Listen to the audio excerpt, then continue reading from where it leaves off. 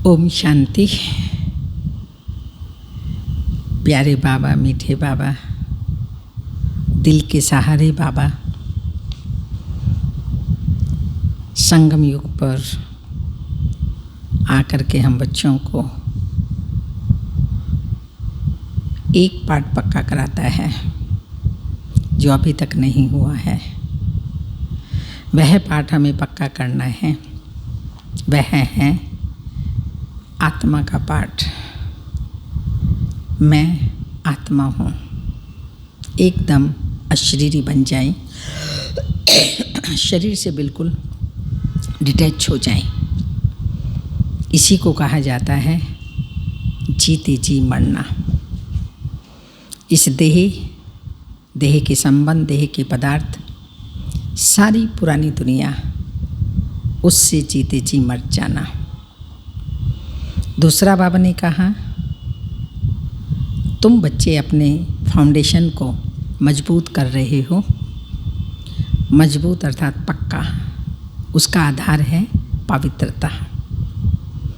पवित्रता ही ईश्वरीय विश्वविद्यालय का फाउंडेशन है। पवित्रता हमारी प्रॉपर्टी है। पवित्रता के आधार पर ही हम सत्य की नई दुनिया की स्थापना कर रहे हैं। पवित्रता ही जीवन में सुख शांति लाती है। पवित्रता सुख शांति की जननी है, माँ है। उसके 2 बच्चे हैं, सुख और शांति। तो बाबा ने कहा इसको मजबूत बना लो, तब हम सभी प्यार से, प्रेम से चलते हैं। बाबा ने एग्जाम्पल दिया, बड़े बड़े परिवार होते हैं, जॉइंट फैमिली होती है, सब बड़े प्यार से चलते हैं। हम तो बड़े से बड़े शिव बाबा के बच्चे हैं। जो बाबा हमारा प्रेम का सागर है, प्यार का सागर है, उस प्यार के सागर के बच्चे, मास्टर प्यार के सागर। तो हम प्यार से क्यों नहीं चल सकते? तो हमें प्यार से, प्रेम से रहना है। तो सुनते हैं 19 तारीख के बाबा की साकार अनमोल धारणा युक्त महावाक्य।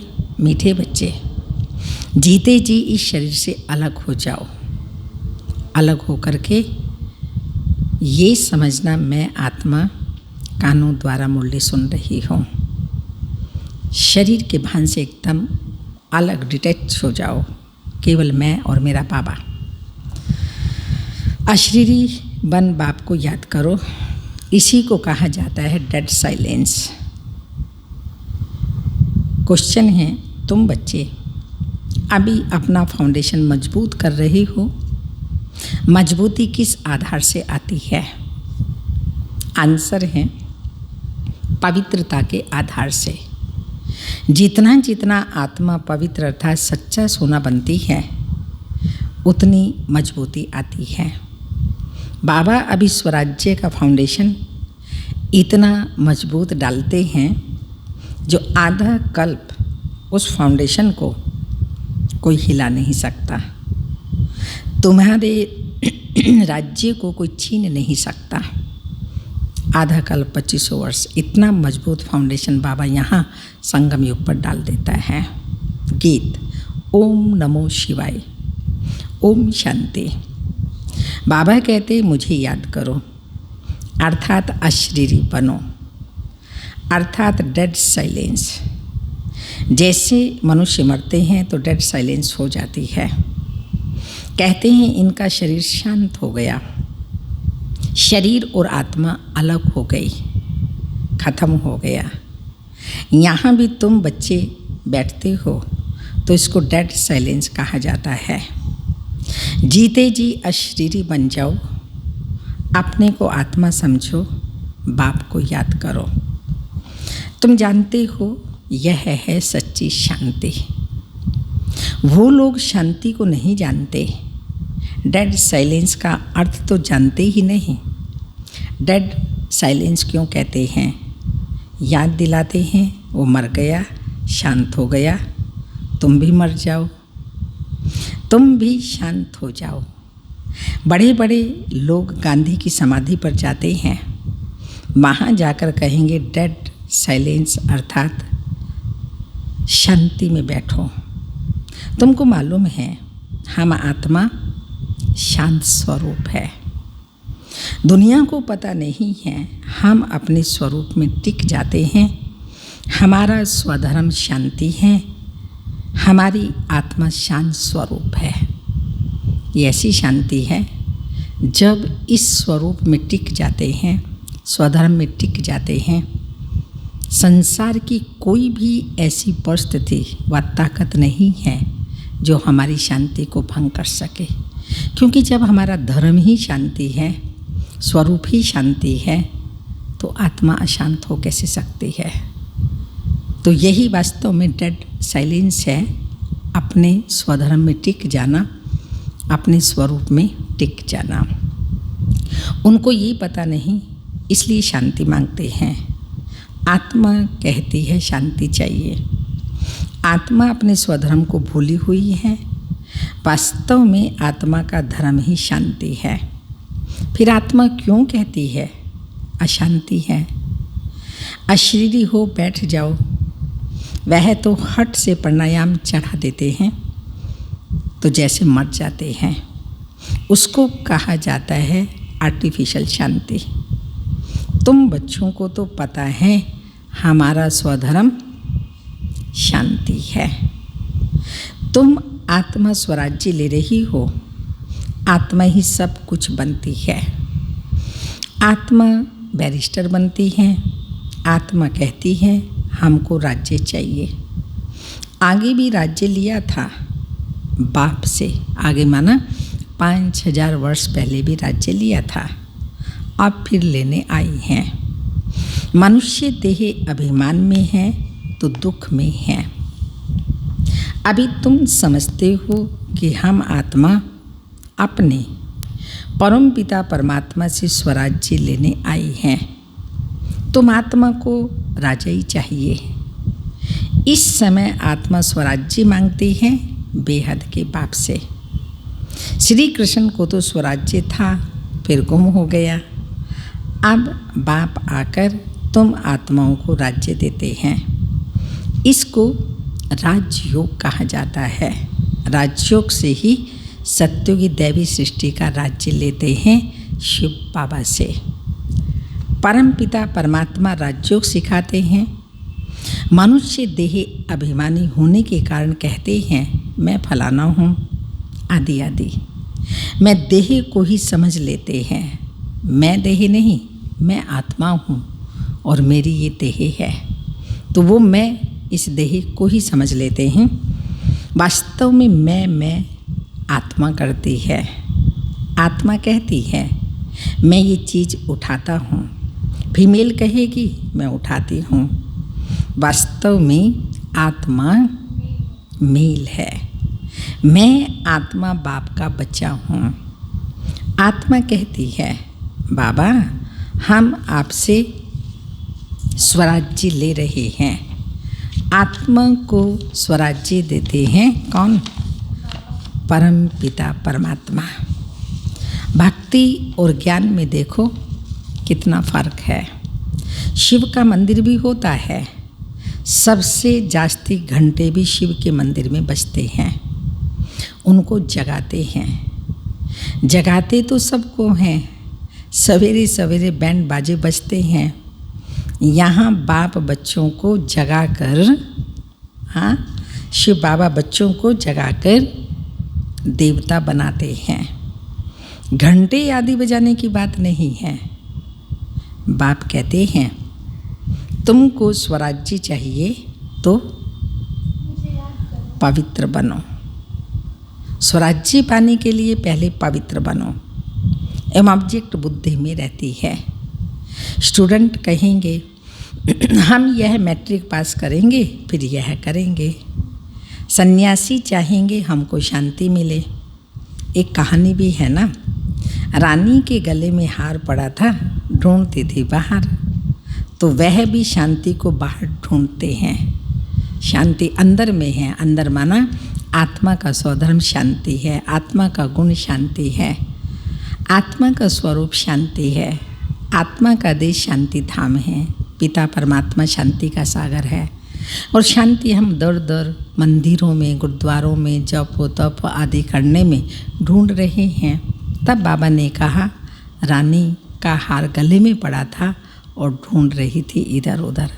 बताया गया, देखो सामने गले में हार है, तो देखा, अरे ये तो मेरे गले में पड़ा है। तो बाबा भी बता रहे हैं, हार गले में पड़ा था, ढूंढती थी बाहर, तो वह भी शांति को बाहर ढूंढते हैं। परंतु आत्मा तो है ही शांत स्वरूप। आत्मा अपने स्वधर्म को भूल अपने को शरीर समझ बैठी है। बाप फिर स्मृति दिलाते हैं, तुम आत्मा हो। तुम आत्मा ने 84 जन्म भोगे हैं। ये बातें दूसरा कोई समझा न सके। बाप कहते हैं, तुम अपने जन्मों को नहीं जानते हो, मैं बताता हूँ। तुम हो ब्रह्मा कुमार, ब्रह्मा कुमारियाँ। बाप ने समझाया है। आज क्या समझाया बाबा ने? बाबा ने समझाया है, सिवाय पवित्रता के ज्ञान योग की धारणा हो नहीं सकती। तो बाबा ने एग्जाम्पल दिया, शेरनी के दूध के लिए सोने का बर्तन चाहिए, तो इसमें भी सोने का बर्तन चाहिए। सोने का बर्तन अर्थात बुद्धि रूपी बर्तन सोने का पवित्र शुद्ध चाहिए, तब ज्ञान और योग की धारणा होगी। आत्मा को पावन बाप को याद करने, आत्मा को बाप को याद करने से सोना बन जाना है। बाप भी सच्चा सोना है। आत्मा को याद करती है, आत्मा बाप को याद करती है तो ज्ञान आ जाता है। तुम सच्चा सोना पवित्र थे, ये ज्ञान का असर किसको होता ही नहीं। बाप कहते हैं, मैं तुम आत्मा को स्वराज्य देता हूँ। ये स्वराज्य मिलेगा तब जब पुरानी सृष्टि का अंत और नई सृष्टि की आदि होगी।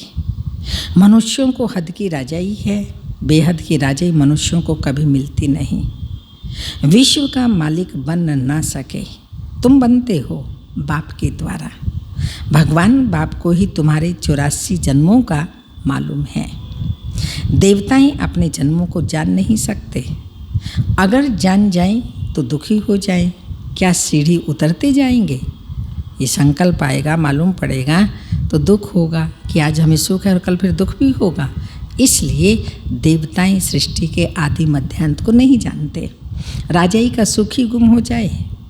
यहाँ तुमको पता है, जानते हैं कि हम आत्मा हैं, इसमें संशय की तो बात ही नहीं। एक दो से सुनकर वृद्धि होती जाती है। यह दैवी धर्म का झाड़ स्थापन हो रहा है। तुम समझ सकते हो, यह हमारे ब्राह्मण कुल का आया हुआ है, इसने पूरी भक्ति की है, फिर बाप से वर्षा लेने आया है। ज्ञान पूरा होता है, फिर भक्ति शुरू होती है। यह भी किसी को पता नहीं है। मकान भी नया और पुराना होता है ना। कच्चे मकानों की आयु जरूर कम होगी। आजकल मकान बहुत पक्के बनाते हैं, भल अर्थक्वेक आदि हो तो भी मकान गिरे नहीं, नुकसान ना हो।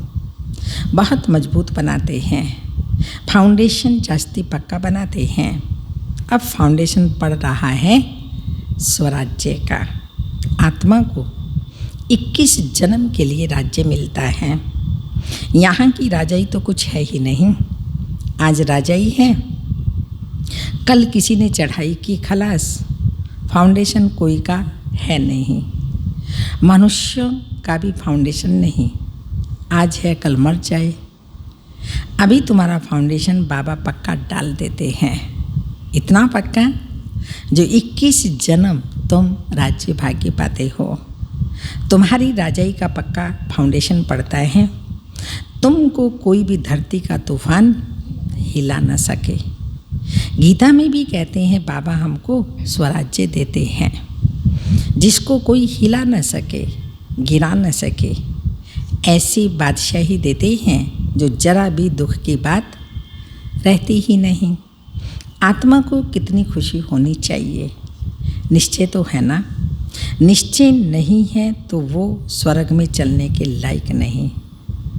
बाबा हमें स्वर्ग की बादशाही दे रहे हैं। बाबा पर और प्राप्तियों पर अगर निश्चय नहीं है तो बाबा कह रहे हैं स्वर्ग में चलने के लायक नहीं। इतनी ढेर ब्रह्मा कुमार कुमारियाँ वृद्धि को पाते रहते हैं। तुम जानते हो ज्ञान सागर है। पतित पावन बाप हमको राजयोग सिखला रहे हैं। वह फिर कह देते हैं कृष्ण ने सिखाया। ये कैसे समझे? शिव बाबा ने मनुष्य तन में आकर सिखाया। भारत ही पवित्र था, अब अपवित्र पतित है। देवताओं के आगे जाकर उन्हों की महिमा गाते हैं। शिव के आगे कभी ऐसा नहीं गाएंगे क्या कि तुम सर्वगुण संपन्न 16 कला संपूर्ण हो, क्योंकि बाबा सागर है। सागर की ये महिमा नहीं कर सकते। ये है श्री कृष्ण की महिमा। शिव की महिमा अलग है, वो ज्ञान का सागर है। पतित पावन, सर्व का सद्गति करने वाला, सर्व की झोली भरने वाला भोलानाथ। ऐसे बाप को सब भूले हुए हैं। परम पिता परमात्मा को बुलाते हैं, आकर दुख हरो सुख दो।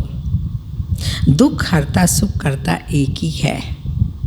उनकी ही श्रेष्ठ मत है। वह है श्री श्री भगवान की मत, जिससे तुम बच्चे भी श्रेष्ठ बनते हो। गवर्नमेंट भी कहती है कि भ्रष्टाचारी दुनिया है, अब श्रेष्ठ कौन बनाए? पता ही नहीं पड़ता। समझते हैं साधु लोग बनाएंगे, परंतु वह तो श्रेष्ठ बना ना सके। यह तो बाप का ही काम है ना। पहले एक राजा के हुक्म पर चलते थे। सतयुग में तुमको वजीर आदि कोई भी नहीं है। बादशाह में भी ताकत रहती है। वजीर का नाम ही गाया, वजीर का नाम गाया नहीं जाता है। तुम समझते हो हमने विश्व का मालिक बन राज्य चलाया था सतयुग त्रेता में, ऐसे ही जाकर चलाना है जैसे चलाया था। वही राज्य फिर से ले रहे हैं। वो राज्य फिर से हम जाकर के सतयुग त्रेता में करेंगे। बरोबर सतयुग में लक्ष्मी नारायण का राज्य था। हर एक को अपनी अपनी राजधानी मिलेगी। कृष्ण को अपनी राजधानी होगी। दूसरे भी राजा ही होते हैं ना, कम से कम 8 तो है ना, 8 गद्दी चलेंगी। फिर 8 हैं व 108 हैं। आगे चल पता पड़ेगा। ऐसे नहीं कि जो पिछाड़ी में ज्ञान देगा वह अभी देंगे। जो जिएंगे बाबा कहते वही उस बातें सुनेंगे ना, अंत तक जीते रहेंगे। बाप ज्ञान देते रहेंगे, देना ही है। ड्रामा में नूंद है, परमात्मा का अभी पार्ट है। यह ज्ञान देने का पार्ट अभी नूंदा हुआ है। तो बाप कहते हैं आगे चल तुम बहुत समझने वाले हो। दिन प्रतिदिन समझाते रहते हैं, यह भी पता चले कि हम वहाँ राजधानी कैसे करते हैं, स्वयंवर कैसे होता है। तुम ध्यान में जाते हो, बैकुंठ में जाकर देखते भी हो कैसे वहाँ सोने के महल हैं। सोना ही सोना है। अपने को पारसपुरी में देखते हो, सोने की ईंटों के मकान बन रहे हैं। समझते हैं थोड़ी ईंटें ले जाएंगे, फिर उतरते हैं तो अपने को यहाँ देखते हो। मीरा भी ध्यान में अपने को रास करते कृष्ण के साथ देखते थे। तुम सूक्ष्म वतन में जाते हो, वहाँ पर हड्डी मांस नहीं होता, फरिश्ते बन जाते हैं। ब्रह्मा का भी सूक्ष्म शरीर देखने में आता है, यही फरिश्ता बन जाते हैं। तुम बगीचा आदि देखते हो तो यह बाप साक्षात्कार कराते हैं। तुम कहते हो बाबा हमको सूबी रस पिलाते हैं। अब सूक्ष्म वतन में तो पिला न सके। फल फूल बैकुंठ में बड़े फर्स्ट क्लास होते हैं। सूक्ष्म वतन में तो बगीचा होगा नहीं। तुम बताते हो बगीचे में गए, फिर वहाँ प्रिंस था, वह तो बैकुंठ हो गया ना। बैकुंठ के वैभव यहाँ मिल ना सके। वहाँ तो फर्स्ट क्लास वैभव होते हैं। बाप कहते हैं हम तुमको बैकुंठ का मालिक बनाते हैं। यहाँ तो दुख ही दुख है। कोई ऐसा मनुष्य नहीं जो ऐसा ना कहे, हे भगवान हमें दुख से छुड़ाओ। दुख में ही याद करते हैं। कृष्ण के पुजारी कहेंगे कृष्ण कहो, हनुमान के पुजारी हनुमान की जय बोलेंगे, आदि आदि। यहाँ बाप कहते हैं बच्चे निरंतर मुझे याद करो। जय बोलने की बात नहीं है, यहाँ पर है निरंतर बाप को याद करने की बात। तो बाप कहते हैं निरंतर मुझे याद करो, जो अंत काल कोई की स्मृति ना आए। काशी कलवट खाते थे, उसमें किए हुए पापों की ऐसी महसूसता आती है जैसे जन्म जन्मांतर की सजाएं भोगते हैं। बहुत पाप किए हैं, इसको कहा ही जाता है पाप आत्माओं की दुनिया। आत्मा पापी है, आत्मा ही बाप को बुलाती है, हे परम पिता परमात्मा, हे परम धाम के रहने वाले शिव बाबा। उनका असली नाम तो एक ही है, शिव बाबा का असली नाम शिव। वह है आत्माओं का बाप। रुद्र के साथ शालिग्राम शोभता नहीं है, शिव के साथ शालिग्राम शोभता है, शिव और शालिग्राम, पर रुद्र के साथ शालिग्राम शोभता नहीं। शिव का मिट्टी का लिंग बनाते हैं तो शालिग्राम भी बनाते हैं। पतित पावन तो वही है ना। यहाँ यज्ञ भी रचते हैं। भारत सबसे ऊंच है, परंतु देवता धर्म को भूल गए हैं। तुम्हारा आदि सनातन देवी देवता धर्म है, वह तो चला आना चाहिए। हिंदू कोई धर्म थोड़ी है, हिंदुस्तान है, ये इसका नाम है, कोई धर्म का नाम नहीं है। धर्म तो हमारा आदि सनातन देवी देवता है। तुम्हारा आदि सनातन देवी देवता धर्म है, वह तो चला आना चाहिए। हिंदू कोई धर्म थोड़ी है। देवता धर्म वाले ही सतो रजो तमो में आते हैं। जब तमो में आ जाते हैं तो अपने को देवता कह नहीं सकते। वास्तव में हिंदू तो धर्म है ही नहीं। तो समझाया जाता है कि तुम देवी देवता बन सकते हो, आकर के समझो। कैसे बन सकते हो वो आकर के समझो। उसके लिए कोर्स आदि कराया जाता है, उसमें समझते हैं कि यहाँ का ऑब्जेक्ट क्या है। परमात्मा टीचर बन के पढ़ाता है, तो उस पढ़ाई का ऑब्जेक्ट है मनुष्य से देवता बनना। तो इसलिए कहते हैं तुम देवता बन सकते हैं, आकर के समझो। तो कह देते हैं क्या कह देते हैं, फुर्सत कहाँ है। बाप कहते हैं हम तुमको अपना बनाते हैं, भगवान का बनने के लिए फुर्सत नहीं। पुकारते हैं, ढूंढ रहे हैं, क्या क्या कर रहे हैं, लेकिन फुर्सत नहीं है। बाप कहते हैं हम तुमको अपना बनाते हैं, शांति और सुख का वर्षा देने के लिए। कोई परिवार आपस में इकट्ठे रहते हैं, बहुत प्यार से चलते हैं, सबकी कमाई इकट्ठी होती है, कोई हंगामा नहीं रहता। परंतु इसको स्वर्ग तो नहीं कहेंगे। सतयुग में एक भी घर में, कोई भी घर दिखा दे जाके, सतयुग में एक भी घर में एक तो लड़ाई झगड़ा नहीं होता, और दूसरा क्या नहीं होता। हाँ, दूसरा क्या नहीं होता जो आज घर घर में है। आज घर घर में है महाभारत। और सतयुग में एक भी घर में क्या नहीं होता, बीमार दुखी होते ही नहीं। किसी भी घर में बीमारी नहीं। आज कोई ऐसा नहीं जो बीमार नहीं। नाम ही है स्वर्ग। वहाँ सब सुखी रहते हैं। बाप से तुम सदा सुख का वर्षा लेने आई हो, तुमको ज्ञान मिला है। कहते हैं बाबा आप पतित पावन हो, हमको भी पावन बनाओ। बाप के साथ तुम बच्चे भी, शिव बाबा के साथ तुम बच्चे भी खुदाई खिदमतकार हो। खुदा के हम खिदमतकार, बाबा के साथ हम भी सतयुग की नई दुनिया की स्थापना कर रहे हैं। अच्छा, मीठे मीठे सिक्की लदे बच्चों प्रति माता पिता बाप दादा का याद प्यार। Good morning diamond morning. रूहानी बाप की रूहानी बच्चों को नमस्ते। बच्चों की रूहानी माता पिता बाप दादा को याद प्यार। Good morning diamond morning. ओम नमस्ते। धारणा के लिए मुख्य सार हैं। स्वराज्य लेने के लिए पवित्रता का फाउंडेशन अभी से मजबूत करना है। जैसे बाप पतित पावन हैं, ऐसे बाप समान पावन बनना है। सेकंड पॉइंट, अपनी शांत स्वधर्म में स्थित रहना है।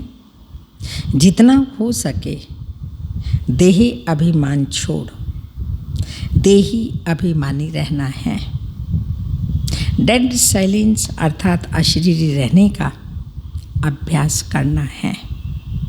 वरदान, अपने अनादि आदि स्वरूप की स्मृति से निर्बंधन बनने और बनाने वाले आदि अनादि स्वरूप की स्मृति से निर्बंधन बनने और बनाने वाले मर जीवा भव। जैसे बाप लोन लेता है, शरीर शिव बाबा लोन पे लेता है तो बंधन में नहीं आता।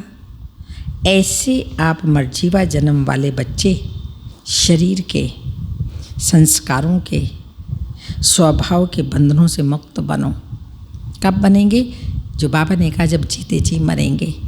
जीते जी मरना अर्थात जो हम पहले शूद्र वर्ण में थे, शूद्र वर्ण अर्थात पहले का देह अभिमान वाला जीवन, उस जीवन से पुराने संस्कारों से पुराने स्वभाव से मर जाते हैं, अर्थात उनको एकदम भूल जाते हैं।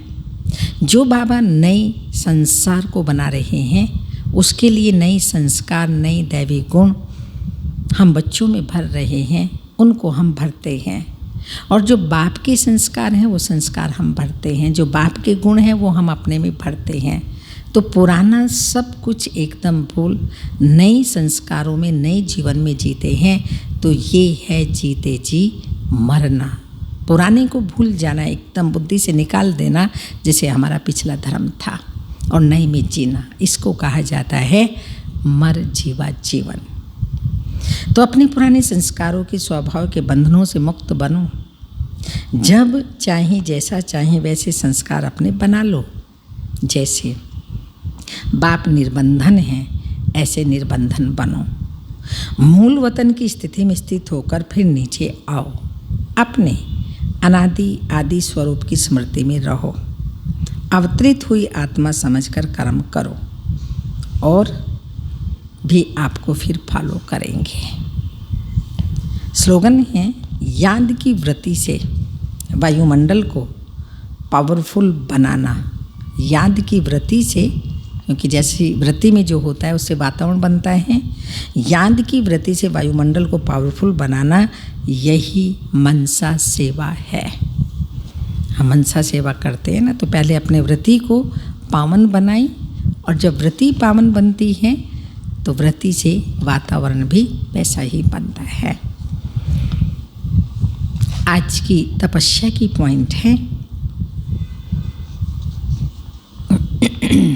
जैसे सूर्य की किरणें फैलती हैं पूरे विश्व में, वैसे ही मास्टर सर्वशक्तिमान की स्टेज पर शक्तियों व विशेषताओं रूपी किरणों को चारों ओर फैलती अनुभव करें। मुझे आत्मा द्वारा, जो मैं आत्मा परम पिता परमात्मा से जो सर्वशक्तिमान हैं, उन शक्तियों को अपने अंदर भरती जा रही हूँ। फिर समस्त विश्व में उन शक्तियों को वाइब्रेशन से मैं फैला रही हूँ। ऐसे ही बाबा गुणों का भंडार है, उन गुणों को मैं आत्मा अपने में भरती जा रही हूँ और समस्त विश्व में फैला रही हूँ। ऐसे अनुभव करें। इसके लिए मैं मास्टर सर्वशक्तिमान विघ्न विनाशक आत्मा हूँ। इस स्वमान की स्मृति की सीट पर स्थित होकर कार्य करो तो विघ्न सामने तक भी नहीं आएंगे। जब हम इस स्थिति में रहेंगे, पावरफुल स्थिति होगी, तो विघ्न हमारे सामने तक भी नहीं आएंगे।